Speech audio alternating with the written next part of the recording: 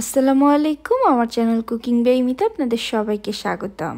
আজ তৈরি করে দেখাবো সবচেয়ে সহজ একটি পুডিংয়ের রেসিপি, যেটা তৈরি করতে আপনাদের ভাপ দিয়ে নেওয়ার কোনো ঝামেলাই করতে হবে না। কলা আর দুধ দিয়ে পুডিংটা খুব অল্প সময় তৈরি করে নেওয়া যায় আর খেতেও ভীষণ মজার হয়। এভাবে একবার পুডিংটা তৈরি করলে নিশ্চয়ই বারবার এভাবেই তৈরি করবেন। আমি আশা করছি আমার আজকের এই সহজ পুডিংয়ের রেসিপিটি আপনাদের অনেক বেশি ভালো লাগবে।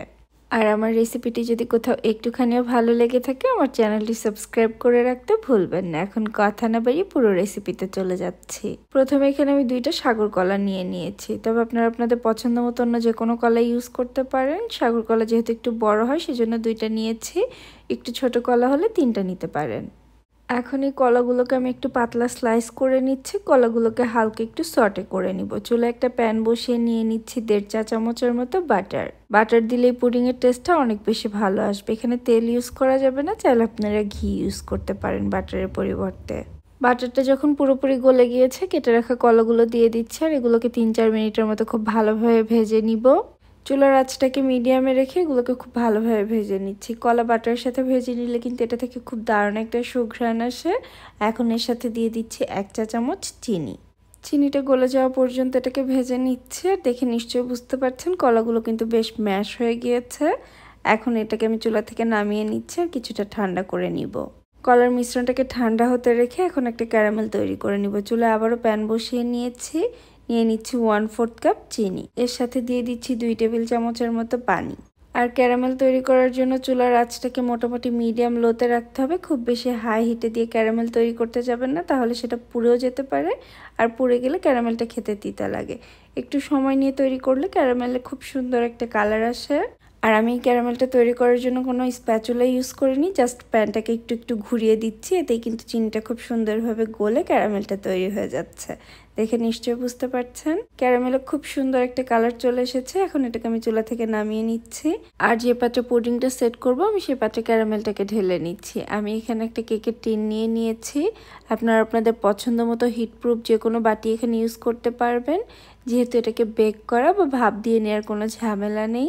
ক্যারামেলটাকে সেট হতে রেখে এখানে আমি আবার একটা প্যান নিয়ে নিচ্ছি 2 কাপ তরল দুধ। দুধটাকে আগে থেকে জাল করে রেখেছিলাম, এখন রুম টেম্পারেচারে আছে। এর সাথে দিয়ে দিচ্ছি 1/4 কাপ চিনি। আমি এখানে টোটাল 1/4 কাপ এবং 1 চা চামচ চিনি ইউজ করেছি, যেটা কলার মধ্যে দিয়েছিলাম ভেজে নেওয়ার সময়। তবে আপনারা চাইলে কিন্তু পুরো চিনিটা কলার মধ্যে ভেজে নেওয়ার সময় দিয়ে দিতে পারেন। আর মিষ্টিটাও আপনারা আপনাদের স্বাদ মতো কমিয়ে বাড়িয়ে নিতে পারেন। এর সাথে দিয়ে দিয়েছি 1.5 চা চামচ আগার আগার পাউডার। এখন এই সব কিছুকে একসাথে খুব ভালোভাবে মিশিয়ে নিচ্ছি। এখন প্যানটাকে চুলায় বসিয়ে নিয়েছি আর এর সাথে আরও 2 টেবিল চামচের মতো দিয়ে দিচ্ছি গুঁড়া দুধ। গুঁড়া দুধ দিলে দুধটা খুব দ্রুত ঘন হয়ে যাবে, খেতে অনেক বেশি ভালো লাগবে। তবে এটা অপশনাল, দিতে না চাইলে না দিলেও চলবে। চুলার আঁচটাকে এখন জ্বালিয়ে নিয়েছি আর মোটামুটি একটু নেড়ে নেড়ে এটাকে জাল করে নিব। খুব বেশি সময় জাল করতে হবে না, এটাতে বলক চলে আসার পরে 2-3 মিনিট জাল করে নিলেই চলবে। দুধটাকে জাল হতে রেখে আমি যে কলাগুলোকে প্রথমে ভেজে রেখেছিলাম তার সাথে 1/2 কাপের মতো তরল দুধ দিয়ে খুব ভালোভাবে একদম স্মুথ করে ব্লেন্ড করে নিয়েছি। আর এর মাঝে দুধেও বলক চলে এসেছে। ব্লেন্ড করে নিয়ে কলাগুলো এখন দিয়ে দিচ্ছি। দেখে নিশ্চয়ই বুঝতে পারছেন একদম স্মুথ করে ব্লেন্ড করতে হবে। কলার মিশ্রণটা দিয়ে এটাকে খুব ভালোভাবে মিশিয়ে নিচ্ছে আর এখন এটাকে জাস্ট একটা বলক দিয়ে চুলা থেকে নামিয়ে নিব। পুডিংয়ের মিশ্রণটা কিন্তু তৈরি হয়ে গিয়েছে। এখন এটাকে চুলা থেকে নামিয়ে নিচ্ছে আর যে পাত্রে ক্যারামেলটা সেট হতে রেখেছিলাম সেই পাত্রে সম্পূর্ণ মিশ্রণটাকে ঢেলে নিচ্ছে। এখন এটাকে আমি এভাবে রেখে দিব কিছুটা ঠান্ডা হওয়ার জন্য। যখন কিছুটা ঠান্ডা হয়ে যাবে নর্মাল ফ্রিজে রেখে দিব 1 থেকে 1.5 ঘন্টার জন্য, তাহলে পুডিংটা পুরোপুরি সেট হয়ে যাবে। 1.5 ঘন্টা পরে আমি ফ্রিজ থেকে পুডিংটাকে বের করে নিয়ে এসেছি। এখন আপনাদের মোল্ড আউট করে কেটে দেখিয়ে দিচ্ছি পুডিংটা কত স্মুথ আর কত সুন্দর হয়েছে। সাইডগুলোকে ছুরি দিয়ে একটু ছাড়িয়ে নিচ্ছি, তারপর মোল্ড আউট করে নিচ্ছি। দুধ ঘন করা বা কোনো রকম ভাপ দিয়ে নেওয়ার ঝামেলা ছাড়াই কিন্তু খুবই অল্প সময়ে পুডিংটা তৈরি হয়ে গিয়েছে।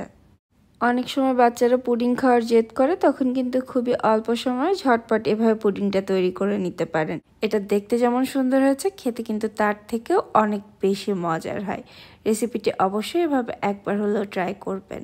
আর ট্রাই করলে কেমন লাগলো আমাকে কমেন্ট সেকশনে জানাতে ভুলবেন না। আর একটি লাইক এবং কমেন্ট করে আমার পাশেই থাকবেন। আমার চ্যানেলে আরও বিভিন্ন ধরনের পুডিংয়ের রেসিপি আছে, চাইলে সেগুলো দেখে নিতে পারেন। আজকের মতো এখানেই বিদায় নিচ্ছি, আবার নতুন কোনো রেসিপি নিয়ে চলে আসবো। সে পর্যন্ত সবাই অনেক বেশি ভালো থাকবেন আর আমাদের জন্য দোয়া করবেন। আল্লাহ হাফেজ।